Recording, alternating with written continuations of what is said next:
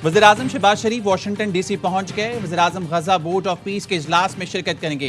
वज़ीर इत्तलात अता तारर, वज़ीर खजाना मोहम्मद औरंगजेब वज़ीर-ए-आज़म के वफ़द में शामिल हैं। गजा में जंग बंदी के अगले मरहले तामीर नौ के लिए फंड रेजिंग पर गौर किया जाएगा। सऊदी अरब, मिस्र, कतर, मुत्तहिदा अरब अमारात और बहरीन समेत दीगर ममालिक शिरकत करेंगे। इसराइली वज़ीर-ए-आज़म नेतन्याहू इजलास में शरीक नहीं होंगे।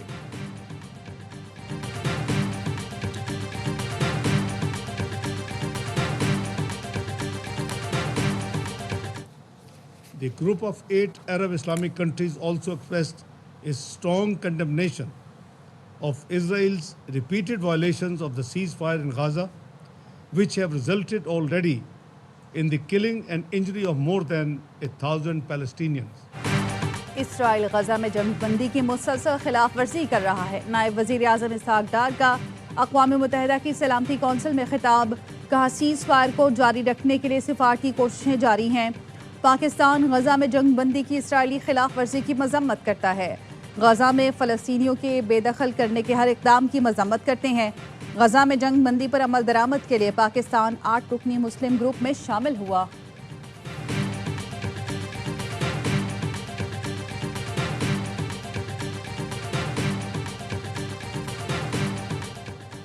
पाकिस्तान ने भारत के लिए फ़िज़ाई हदूद की बंदिश में 1 माह तौसी कर दी। पाकिस्तान एयरपोर्ट अथॉरिटी ने भारत के लिए फ़िज़ाई हदूद की बंदिश का यानोचम जारी कर दिया।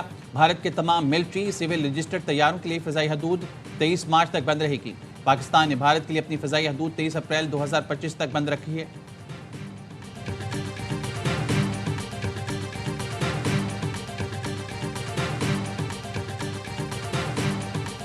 पाकिस्तान के मुख्तलिफ मकामात से माह रमज़ानुल मुबारक का चांद नजर आने की शहादतें मसूल हुई।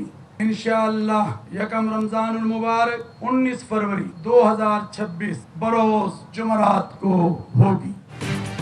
रमज़ान का चांद नजर आ गया। आज पहला रोज़ा है। मरकजी रोयत हिलाल कमेटी के चेयरमैन मौलाना अब्दुल खबीर आज़ाद ने चांद नजर आने का ऐलान किया। सदर और वज़ीर आज़म की जानिब से अहले वतन को रमज़ान की मुबारकबाद।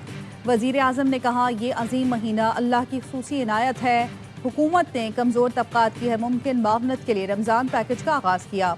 वज़ीर आला पंजाब मरियम नवाज शरीफ की रमज़ान मुबारक की आमद पर मुबारकबाद। उम्मत मुस्लिमा के लिए नेक तमन्नाओं का इजहार। बिलावल भुट्टो ने भी कौम को रमज़ान की मुबारकबाद दी। ARY फैमिली की जानिब से अहले वतन को रमज़ान मुबारक हो।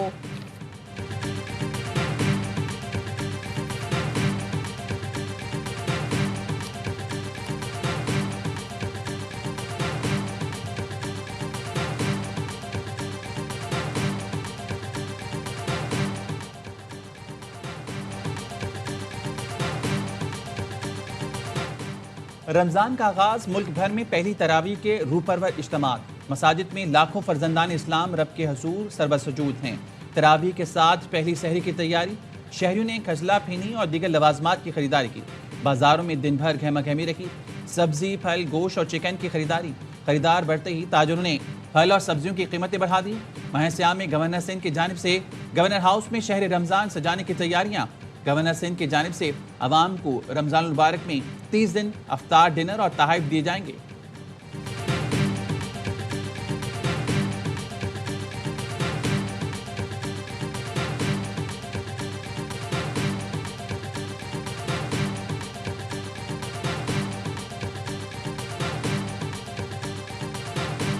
रमज़ान में सार्फिन को पूरा दिन गैस मिलेगी। हुकूमत ने गैस फराहमी का वक्त बढ़ा दिया। वज़ीर पेट्रोलियम अली परवेज़ मलिक ने कहा, सहर व इफ्तार में गैस प्रेशर बरकरार रखने के लिए इंतजामात मुकम्मल हैं। सुबह 3 बजे से रात 10:30 बजे तक गैस की फराहमी यकीनी बनाई जाएगी। वज़ीर तवानाई अवैस लकारी ने कहा, सहर व इफ्तार के वक्त लोड शेडिंग नहीं होगी। तमाम फीडर्स की मॉनिटरिंग के लिए जदीद निज़ाम फ़ाल है। रमज़ानुल मुबारक में रोज़ादारों को सहूलत देना तरजीह है।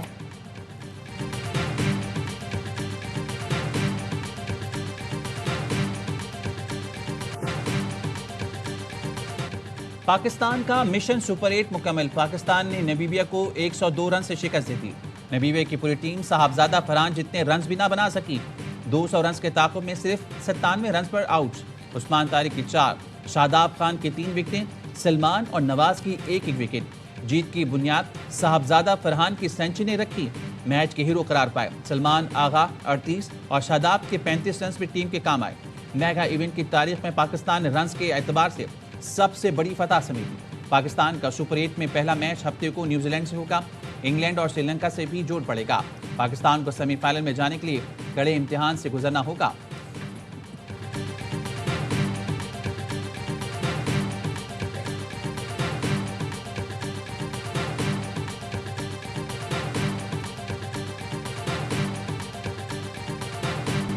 शाबाश साहबजादा फरहान, संभाल ली मिशन सुपर 8 की कमान। कोलंबो में लाए छक्के चौकों का तूफान।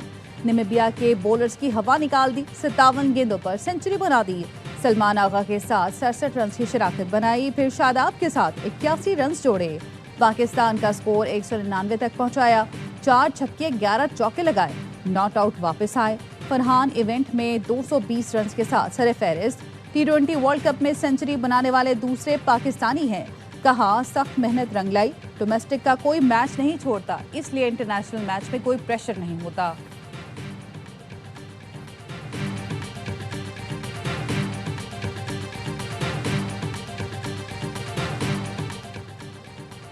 आगा जी गुस्से में क्यों आए? नामीबिया के खिलाफ मैच के दौरान डगआउट में कप्तान सलमान अली आगा गुस्से में आ गए। ख्वाजा नाफ पे आउट हुए तो सलमान ने जमीन पर बोतल पटक दी। इस दौरान हेड कोच माइक हैसन भी खड़े हुए कुछ बोल रहे थे।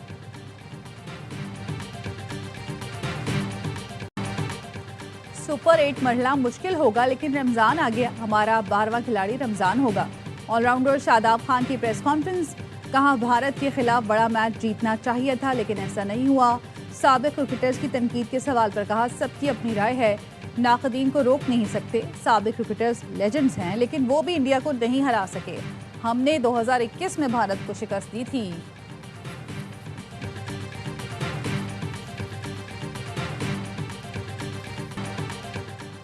बानी पीटीआई से डील के लिए दोबारा संजीदा कोशिशें हुई, लेकिन वो किसी डील के लिए तैयार नहीं। वज़ीर-ए-आज़म के मुशीर राना सनाउल्लाह का AIY न्यूज़ को खुसूसी इंटरव्यू। कहा, डील के लिए पहली संजीदा कोशिश मोहसिन नकवी और अली अमीन गंडापुर ने 26 नवंबर से पहले और बाद में की। दूसरी संजीदा कोशिश बैरून मुल्क से आए चंद अफराद ने की। बानी पीटीआई रास्ता नहीं निकालना चाहते। उनका रवैया हठधर्मी वाला है, जिसे वो कहते हैं कि डट कर खड़ा है। बानी पीटीआई की शराइत भी किसी के लिए काबिल कबूल नहीं। वो कहते हैं, आप मेरी जगह आ जाएं, मैं आपकी जगह आ जाता हूँ। तीसरी कोशिश का फ़ायदा नहीं, क्योंकि बानी को लोग बताते हैं इनकलाब तैयार है। अगर उन्हें एहसास हो जाए इनकलाब दूर दूर तक नहीं आ रहा तो रास्ता निकल सकता है।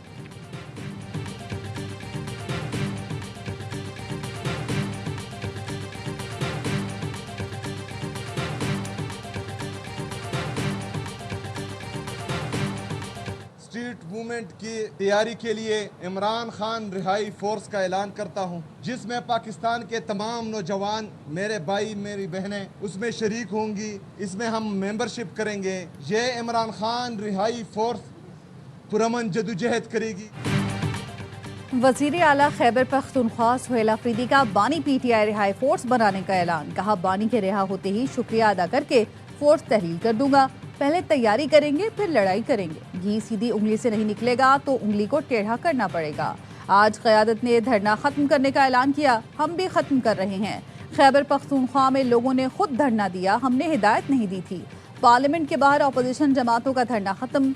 राजा नासिर अब्बास कहते हैं, रमजान की वजह से धरना खत्म कर रहे हैं, अगले मरहले में मुख्तलिफ इक़दाम करेंगे।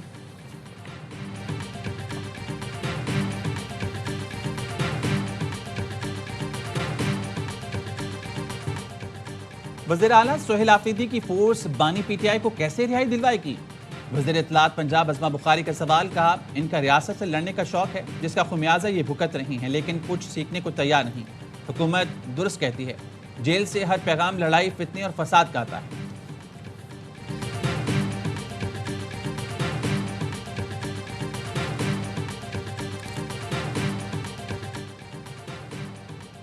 सुप्रीम कोर्ट ने लतीफ़ खोसा की बानी से मुलाकात कराने की इस्तदा मुस्तरद कर दी।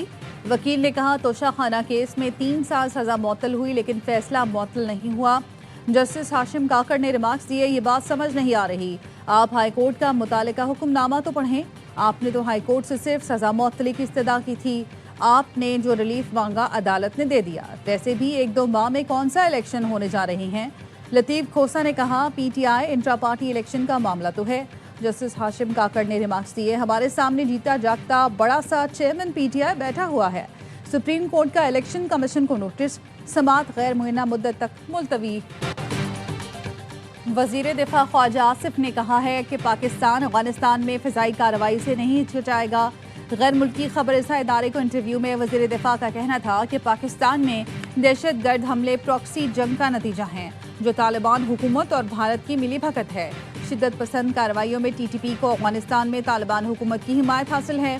गुज़श्ता साल टीटीपी की कार्रवाइयों के सबब पाकिस्तान और अफगानिस्तान तालिबान में झड़पें हुई। पाकिस्तान और अफगान तालिबान हुकूमत में जंगबंदी कतर और तुर्की की कोशिशों से मुमकिन हुई। पाकिस्तान पर हमले के मामले में नई दिल्ली और काबुल एक पेज पर हैं। भारत के साथ जंग का इम्कान अब भी मौजूद है।